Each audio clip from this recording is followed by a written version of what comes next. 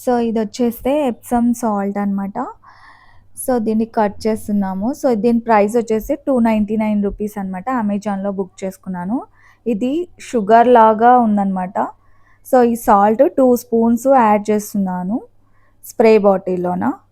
So ఇందులో 2 spoons of సాల్ట్‌కి and 1 litre and 2½ glasses water అయితే సరిపోతుంది. సో దాన్ని బాగా మిక్స్ చేసేసి ఇప్పుడు నేను ప్లాంట్స్ పైన స్ప్రే చేయడం చూపిస్తాను.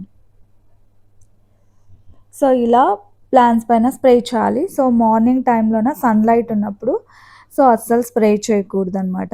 సో స్ప్రే చేస్తే ఇందులో మాగ్నీషియం సల్ఫేట్ ఎక్కువ ఉంటుంది కాబట్టి ఆ లీవ్స్ అనేవి యెల్లోయిష్‌గా వస్తాయి అండ్ స్క్రాచింగ్ టైప్‌లో లీవ్స్ అన్నీ ఇలా అంటే చూడ్డానికి ఇంకా పడిపోతున్నప్పుడు ఎలా ఉంటాయో అలా ఉంటాయన్నమాట. సో అందుకే సన్లైట్ ఉన్నప్పుడు అసలు స్ప్రే చేయకూడదు.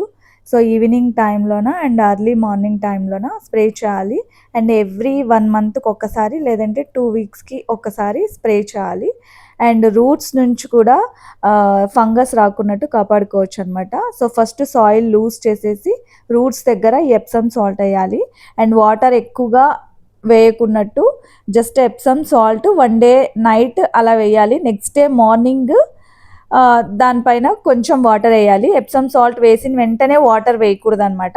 కొంచెం సేపు అలాగే వదిలేయాలి అండ్ నెక్స్ట్ డే మార్నింగ్ లేచి వాటర్ వేయాలి. సో ఇలా రూట్స్ దగ్గర కూడా సాయిల్ని లూజ్ చేశాక ఆ ఎప్సమ్ సాల్ట్ని యాడ్ చేయాలన్నమాట.